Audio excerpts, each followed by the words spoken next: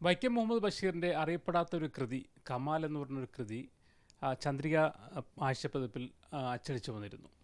അതായത് ഒരുപക്ഷേ അദ്ദേഹത്തിൻ്റെ സമ്പൂർണ്ണ കൃതികളൊക്കെ പ്രസിദ്ധീകരിച്ചവർക്കൊന്നും കിട്ടാത്ത ഒരു കൃതി അത് കണ്ടെത്തിയത് അബ്ദുറഹ്മാൻ മാങ്ങാട് എന്ന് പറയുന്ന മാപ്പിള ചരിത്ര ഗവേഷകനും പുരാരേഖ സൂക്ഷിപ്പുകാരനുമാണ്. അദ്ദേഹമാണ് നമ്മോടൊപ്പം ഉള്ളത്. എങ്ങനെയാണ് ഒരു വൈക്കം മുഹമ്മദ് ബഷീറിൻ്റെ പുതിയ കൃതി എങ്ങനെയാണ് കണ്ടെത്തുന്നത്? അതെങ്ങനെയാണ് വൈക്കം അദ്ദേഹം ബഷീറിൻ്റെ ആണെന്ന് എങ്ങനെയാണ് മനസ്സിലായത്? അത് തിരുവനന്തപുരത്ത് നേമത്ത് എന്ന് പറഞ്ഞ സ്ഥലത്ത് പോയപ്പോൾ അവിടെ ഒരു ആരിഫ് മാഷുണ്ട്. അദ്ദേഹത്തിൻ്റെ വീട്ടിൽ നല്ല കളക്ഷനുള്ള ആളാണ്. അദ്ദേഹത്തിൻ്റെ പിതാവിൻ്റെ തന്നെയാണ് ആ കളക്ഷൻ. അങ്ങനെ ആ കളക്ഷൻ പരിശോധിച്ചുകൊണ്ടിരിക്കുമ്പോഴാണ് ഇങ്ങനൊരു കമാൽ എന്ന് പറഞ്ഞൊരു കൃതിയെ കാണുന്നത്. നമ്മൾ നോക്കി കമാൽ വൈക്കല്ല മുഹമ്മദ് ബഷീർ എന്ന് മാത്രം കണ്ടു. അപ്പോൾ ഇത് ബഷീറിൻ്റെതാണോ? ഒരിക്കലും കണ്ടില്ലല്ലോ. അതിലുള്ള ലിസ്റ്റ് കംപ്ലീറ്റ് എനിക്കറിയാവുന്നതാണ്. ബഷീറിനെ ഞാൻ കുറേ കാലമായിട്ട് പിന്തുടരുന്നതാണ്. അപ്പോൾ നോക്കുമ്പോഴതിൽ തന്നെ ഒരു ശിവരാമൻ നായരാണ് എറണാകുളത്തുള്ള പ്രസിദ്ധീകരിച്ചത്. അദ്ദേഹം തന്നെ കൃത്യമായിട്ട് എഴുതിയിട്ടുണ്ട്. തിരുവനന്തപുരത്ത് 2 മുഹമ്മദ് ബഷീറുണ്ട്. പിന്നെ ഒന്ന് വിദ്യാർത്ഥി ഫെഡറേഷനൊക്കെ നേതാവായി സ്വീകരിച്ചൊരു ബഷീർ, മറ്റൊന്ന് ഈ ധർമ്മരാജയുടെ കർത്താവായ ബഷീർ. ഇത് ധർമ്മരാജയുടെ കർത്താവായ ബഷീറാണ് ഈ കൃതി എഴുതിയതെന്ന്. അപ്പോൾ നമുക്കത് ഉറപ്പിച്ചു ഇത് മുഹമ്മദ് ബഷീറിൻ്റെതാണെന്ന്. പിന്നീട് അതിൻ്റെ കമാൽ എന്നുള്ള പേര് തന്നെ വരുന്നത് കമാൽ അത്താതുർക്കിനെ കുറിച്ചാണ്, തുർക്കിയുടെ യുവതുർക്കി നേതാവ്. അപ്പം അതുകൊണ്ടും ഒരു ഇത് തോന്നി. അപ്പോൾ പിന്നീട് നമ്മൾ എന്ത് ചെയ്തു എന്നറിയോ, ഇവിടെ വന്നിട്ട് ഈ ബഷീറിൻ്റെ ഏറ്റവും അടുത്ത എല്ലാ കാര്യങ്ങളും പങ്കുവച്ചിരുന്ന എം കാരശ്ശേരിയും കാസർഗോഡ് എം റഹ്മാൻ മാഷുമൊക്കെ വിളിച്ചു ചോദിച്ചപ്പം അവരാരും ഇത് കണ്ടിട്ടില്ല, മക്കളും കണ്ടിട്ടില്ല. ഇപ്പം ഇന്നലെ അവർ പറഞ്ഞു ഷാഹിനയും അനീസും അവർ കണ്ടിട്ടില്ല എന്ന് പറഞ്ഞു. ഇവരാടൊരു പറഞ്ഞിട്ടുമില്ല എന്ന് പറഞ്ഞു. അപ്പോൾ നമ്മളതിൽ നിന്ന് മനസ്സിലാക്കുന്നൊരു കാര്യം, അന്ന് ലോകത്ത് മുഴുവനും അത്താതുർക്കിനെ കുറിച്ചുള്ള വിശ്വാസം, അയാളൊരു ഇസ്ലാമിക നവോത്ഥാന രംഗത്തേക്ക്, അതായത് ഖിലാഫത്തിൽ ഒരു ജനാധിപത്യവും കൂടി ഉൾപ്പെടുത്തിക്കൊണ്ട് ഖിലാഫത്തിന് പരിഷ്കരിക്കാൻ വന്ന ഒരു പ്രമുഖ വ്യക്തി എന്നുള്ള നിലക്കാണ് ലോകം അദ്ദേഹത്തെ കണ്ടത്. കേരളത്തിലെ മതസംഘടനകളും അങ്ങനെ തന്നെയാണ് കണ്ടത്. പഴയ പ്രസിദ്ധീകരണങ്ങൾ എടുത്തു നോക്കിയാൽ നിങ്ങൾക്കാണ് അദ്ദേഹത്തിന് വേണ്ടി പ്രാർത്ഥിക്കുന്നതും ബാക്കിയുള്ളതൊക്കെ. പിന്നെ അതിൽ തന്നെയും അന്നത്തെ ഖലീഫയായിരുന്ന സുൽത്താൻ അബ്ദുൽ ഹമീദ് സാനിയെ കുറച്ച് മോശമായിട്ടാണ് അതിൽ ചിത്രീകരിക്കുകയും ചെയ്യുന്നത്. പിൽക്കാലത്താണ് ഇത് രണ്ടും ശരിയല്ല എന്ന ബോധ്യം കൊണ്ടായിരിക്കുമോ ബഷീർ ഇതങ്ങനെ പുറത്ത് പ്രസിദ്ധീകരിക്കാൻ കൊടുക്കാതിരുന്നത് എന്നാണ് നമ്മൾ സംശയിക്കുന്നത്. അല്ലാതെ മറ്റു കാരണങ്ങളൊന്നുമില്ല. സാധനം കണ്ടെത്തുമ്പോൾ എന്താ തോന്നിയത്? പൊതുവേ പുരാരേഖകൾ കണ്ടെത്തുകയും അതിലൊരു ആവേശം കാണുകയും ചെയ്യുന്ന ആളാണ്. അങ്ങനെ കണ്ടെത്തിയപ്പോൾ എന്താ തോന്നിയത്?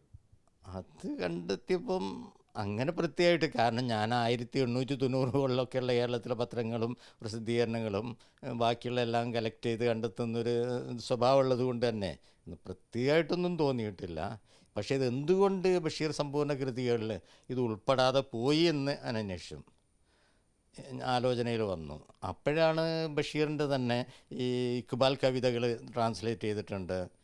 പിന്നെ അതുപോലെ തന്നെ ബഷീർ ഖുർആനെക്കുറിച്ച് അൽമനാർ ഖുർആൻ വിശേഷാൽപ്പതിയിലും ഒരു KNMൻ്റെ പുളിക്കൽ സമ്മേളനത്തിൻ്റെ സോവനയിലുള്ള 5-8 പേജിൽ ഖുർആനെക്കുറിച്ച് ബഷീർ എഴുതിയത്, അതൊന്നും ഈ സമ്പൂർണ്ണ കൃതികളിൽ വന്നിട്ടില്ലല്ലോ. ഉണ്ട്. കൃതികളല്ല, കൃതികളായിട്ടുള്ള ഇപ്പോൾ നമ്മൾ കണ്ടതാണ്. മറ്റേത് അദ്ദേഹം പല സമയത്തായിട്ട് പല പഴയകാല പ്രസിദ്ധീകരണങ്ങൾ എഴുതിയത് ഉൾപ്പെടുത്താതെ പോയിട്ടുണ്ട്. കാരണം അത്തരം കാര്യങ്ങളൊന്നും ആര് കാണാനാണ്? നമ്മൾ തന്നെ മുസ്ലിം സമൂഹത്തിൽ അല്ലെങ്കിൽ പിന്നെ പൊതുവായനക്കാരിൽ യുഎശ്രീ കണ്ടില്ല എന്നോ എന്ന് പറഞ്ഞാൽ അവരെ കുറ്റം പറയാൻ പറ്റില്ലല്ലോ. അല്ലെങ്കിൽ അൽമനാറിൻ്റെ ഖുർആൻ സ്പെഷ്യൽ പതിപ്പിൻ ഡൈജസ്റ്റിൽ അത് വന്നില്ല എന്നൊന്നും വന്നത് ആരും കണ്ടില്ല എന്ന് പറയുന്നത് ആരെയും കുറ്റപ്പെടുത്താനൊന്നും പറ്റില്ല. കാരണം നമുക്കങ്ങനെ ഒരു സമ്പ്രദായം ഒരു രീതിയോ ഇല്ല എന്നുള്ളതാണ് മുസ്ലിം ഉമ്മത്തിൻ്റെ ഒരു പ്രത്യേകത. പിന്നെ താങ്കളൊരു ഏരിയ തന്നെ ഈ പുരാരേഖകളുടെ ഒരു അത് കണ്ടെത്തലും അത് ശേഖരിക്കലും അത് സൂക്ഷിക്കലൊക്കെയാണ്. എന്തുകൊണ്ടാണ് അത്തരം ഒരു ക്രൈസിലേക്ക് വന്നത്? ഒരു ചരിത്ര ഗവേഷണം കൂടിയാണ് എന്ന് പറഞ്ഞാൽ കേരള മുസ്ലിങ്ങളെക്കുറിച്ച് ഇന്ന് പോലും ഒരു വ്യക്തമായ ചരിത്രമൊന്നുമില്ല. ചരിത്രത്തിൻ്റെ രേഖകളുടെ അടിസ്ഥാനത്തിൽ നമ്മളൊക്കെ ഇസ്ലാം കേരളത്തിന് മാലിക് ദീനാർ കാലത്ത് വന്നു. അത് വന്നു കഴിഞ്ഞിട്ടാണ് 6-7 നൂറ്റാണ്ട് കഴിഞ്ഞിട്ട് സൈനുദ്ദീൻ മഖ്ദൂമിൻ്റെത്. സൈനുദ്ദീൻ മഖ്ദൂമിൻ്റെ കാലഘട്ടം കഴിഞ്ഞിട്ടാണ് നമ്മൾ കേരള മുസ്ലിം ചരിത്രം പറയുന്നത്. ഐക്യസംഘത്തിനെ കുറിച്ചാണ്. ഐക്യസംഘം കഴിഞ്ഞാൽ പിന്നെ മുസ്ലിം സംഘടനകൾ. പക്ഷേ ഈ മുസ്ലിം സംഘടനകളെടുത്ത് പോലും ഒരു രേഖയില്ല എന്ന് പറഞ്ഞാൽ ഐക്യസംഘം യോഗത്തിൽ, പ്രഥമ യോഗത്തിൽ ആരൊക്കെ പങ്കെടുത്തു, അല്ലെങ്കിൽ അതിൻ്റെ കേരള ജമിയത്തുൽ ഉലമയുടെ പ്രസിഡൻറ്റും സെക്രട്ടറിയും ആരായിരുന്നു എന്നുള്ളത് പോലും സംഘടനകൾക്ക് അറിയില്ല. ഉദാഹരണം ഞാൻ പറയുകയാണെന്നത്, ഈ സമന്വയ വിദ്യാഭ്യാസം ചേന്നമല്ലൂർ തുടങ്ങി അത് വിപുലീകരിച്ച ശാന്തപുരത്ത്, ആ സമന്വയ വിദ്യാഭ്യാസത്തിൻ്റെ അന്നത്തെ കരിക്കുലം സിലബസും ഞാൻ അന്വേഷിച്ച് പോയി. കാരണം ഇപ്പം വേറെ ചിലർ അതിൻ്റെ അവകാശവാദം ഉന്നയിക്കുന്നുണ്ട്. അപ്പോൾ അത് പോയി ചെന്നപ്പോൾ അവരുടെ അടുത്തൊന്നുമില്ല, ഒരു കടലാസും അതിൻ്റെ അടുത്തില്ല. ഇത് നമ്മളെ മൊത്തത്തിൽ കേരളത്തിൻ്റെ ഒരു ദുര്യോഗമാണ്. അപ്പോൾ അതുകൊണ്ട് തന്നെ അത് തേടിപ്പിടിക്കുക എന്നുള്ളതാണ് നമ്മുടെ ഇത്. പിന്നെ പലർക്കും ഒന്നിനെക്കുറിച്ച് അറിയില്ല. ഇപ്പോൾ ഒരു ഹരിപ്പാട് നിന്ന് ഒരു മുജീബ് എന്ന് പറഞ്ഞാൽ എക്സിക്യൂട്ടീവ് എഞ്ചിനീയർ, അയാൾ എന്നെ വിളിച്ചിരുന്നു. അദ്ദേഹത്തിൻ്റെ വീട്ടിൽ കുറേ രേഖ ഉണ്ട്, നിങ്ങളൊന്ന് പരിശോധിക്കണം എന്ന് പറഞ്ഞിട്ട്. അപ്പം ഞാൻ അദ്ദേഹത്തിൻ്റെ എൻ്റെ വല്യപ്പാണ് AB മുഹമ്മദ് കുഞ്ഞി എന്ന് പറഞ്ഞ ആൾ.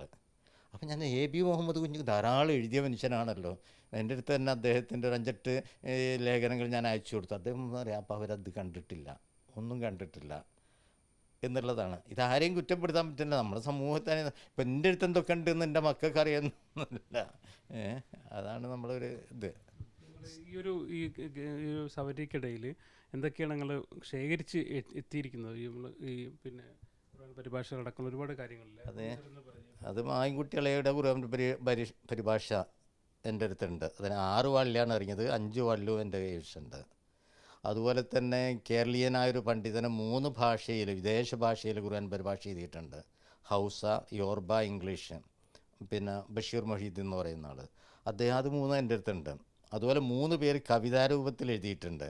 അത് 2 പേര് അമുസ്ലിങ്ങളാണ്, കോന്നിയൂർ രാഘവൻ നായരും ചുനങ്ങാട് രാഘവൻ നായരും. ഒരു ജമാലുദ്ദീൻ കുഞ്ഞ് തിരുവനന്തപുരത്തായിരുന്നു, അത് 2 ഉണ്ട്. അതുപോലെ 3 പേര് അറബി ഭാഷയിൽ തഫ്സീർ എഴുതിയിട്ടുണ്ട്, അത് 30 വാളിലുള്ള തഫ്സീർ വരെയുണ്ട് അത്. അതുപോലെ തന്നെ 3 പേര് ഇംഗ്ലീഷിൽ ഖുർആൻ ട്രാൻസ്ലേറ്റ് ചെയ്തിട്ടുണ്ട്, കേരളീയരായ ആൾക്കാർ. ഒരു അബ്ദുറസാഖ് കുഞ്ഞ് കായംകുളം കോളേജിൽ, പിന്നൊന്ന് ബഷീർ മൊഹീദ്ദീൻ, വേറൊന്നിപ്പോൾ PM എ ഖാദർ എന്ന് പറഞ്ഞിട്ട് ആലുവക്കാരനും. അങ്ങനെ ആ രംഗത്തുള്ള ഇതുവരെ ഇറങ്ങിയ എല്ലാ ഖുർആൻ പരിഭാഷകളും ഞാൻ സൂക്ഷിക്കുന്നുണ്ട്. അതുപോലെ പഴയ പ്രസിദ്ധീകരണങ്ങൾ 1890-കളിൽ ഇറങ്ങിയ സലാഹുൽ ഇഖ്വാനും റഫീഖുൽ ഇസ്ലാം അടക്കമുള്ള പ്രസിദ്ധീകരണങ്ങളുടെ കോപ്പിയും കളക്ട് ചെയ്ത് കിട്ടുന്നിടത്തോളം ശേഖരിച്ചിട്ടുണ്ട്. ഇപ്പോഴും നമ്മൾ വക്കം മൗലവിൻ്റെ മുസ്ലിം 1906 ഇറങ്ങിയതാണ്. ഇതുവരെ ഒരുത്തിയിലും അതിനെക്കുറിച്ച് പഠനം നടത്തിയ ജമാൽ മുഹമ്മദ് സാഹിബ് പോലും ഞാൻ മുസ്ലിമിൻ്റെ കോപ്പി കണ്ടിട്ടില്ല എന്ന് എന്നോട് തുറന്ന് പറഞ്ഞാൽ, എന്നാൽ പിന്നെ നിങ്ങൾ തന്നെ അവതാരിക എഴുതണമെന്നാണ് ഇതിന് അവതാരിക അദ്ദേഹത്തിന് കൊണ്ട് എഴുതിച്ചത്. ഇത് അതുപോലെ തന്നെ 1929 ഇറങ്ങിയ നിസാഉൽ ഇസ്ലാം എന്ന് പറഞ്ഞൊരു മാസികയുണ്ട്, വനിത, അറബി മലയാളത്തിൽ ഇറങ്ങിയ കേരളത്തിലെ ആദ്യത്തെ വനിതാ മാസിക. അത് നമ്മൾ മലയാളത്തിലാക്കി പ്രസിദ്ധീകരിച്ചു. ഓണ കോപ്പി ഞാൻ കാണിച്ചു തരാം. എൻ്റെ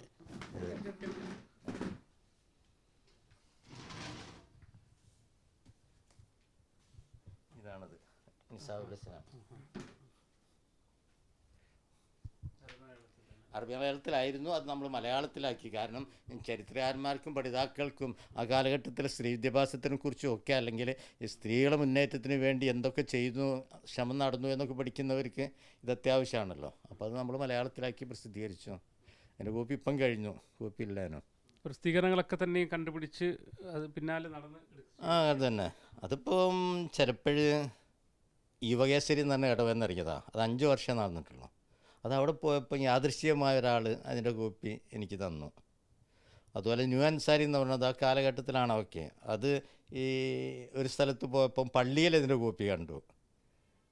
7 വർഷത്തെ ബൈൻഡ് പള്ളിയിൽ കണ്ടു. ഞാൻ അവരോട് ചോദിച്ചു, എന്തിനപ്പോൾ നിങ്ങൾ പള്ളിയിൽ വെച്ചിട്ട് പഴയ സാധനം, നിങ്ങൾക്ക് വേണമെങ്കിൽ ഞാനൊരു 2500 ഉറുപ്പ്യൻ്റെ പുതിയ പുസ്തകം വാങ്ങിത്തരാമെന്ന് പറഞ്ഞു. അങ്ങനെ അവർ തന്നു.